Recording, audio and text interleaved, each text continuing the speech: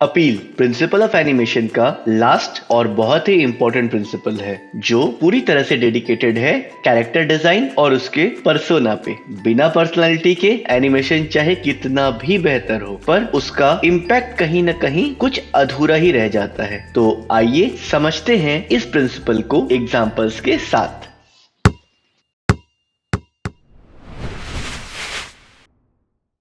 तो जैसा कि हमने अभी डिस्कस किया था कि कैरेक्टर डिजाइन काफी इंपॉर्टेंट है किसी भी एनिमेशन का। मींस अगर हमारा कैरेक्टर एक विलन है तो उसे विलन जैसा लगना भी चाहिए। ऑन द अदर हैंड अगर कोई कैरेक्टर हीरो है तो उसमें वो हीरो वाला करिस्मेटिक पर्सोना आना भी चाहिए। सो जब हम इस पर्सोना की बात करते हैं तो पहली चीज जो हमारे पास आती है वो है वैरायटीज ऑफ शेप्स, यानी किस तरह के शेप्स में या किस तरह के शेप से हम अपने कैरेक्टर को डिनोट कर रहे हैं। यहाँ पर मेरे पास दो ऑप्शंस हैं।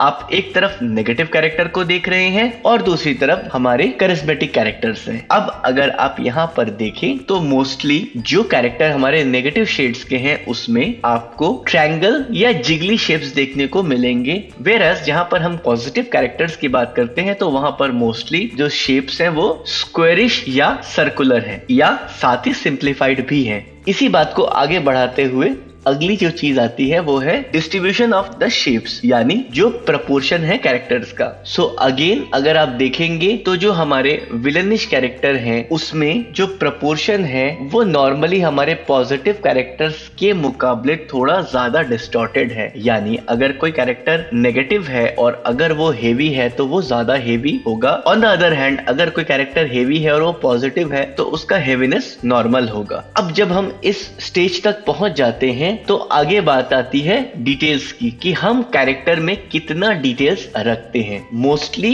एनिमेशन करने के लिए हमें 24 या 30 फ्रेम्स पर काम करना होता है। तो अगर हम बहुत ज्यादा इंफॉर्मेशन किसी कैरेक्टर पर लेकर चलते हैं तो हमें काफी दिक्कतें आती हैं। वेदर ये 2D हो या 3D हो, दोनों ही सूरतों में जो ओवरऑल सीन का वेट है वो काफी ज्यादा बढ़ जाता है। इसी वजह से हमने अपने कैरेक्टर्स में उतने ही डिटेल्स रखने हैं जितना कि एग्रेसिवली विजिबल हो और बहुत ही इंपॉर्टेंट हो। तो आशा करता हूं फ्रेंड्स आप सबको आज का हमारा ये सेशन समझ में आया होगा। अगर आपको हमारा ये सेशन अच्छा लगा है तो प्लीज लाइक्स एंड कमेंट्स के माध्यम से अपने थॉट्स हमें शेयर करें। अगर आपकी कोई स्पेसिफिक क्वेरी है तो भी आप हमें कमेंट के माध्यम से शेयर कर सकते हैं। मिलते हैं हम अपने अगले सेशन में, तब तक के लिए आप सब ख्याल रखें अपना, अपनों का और हमारे इस समाज का। धन्यवाद।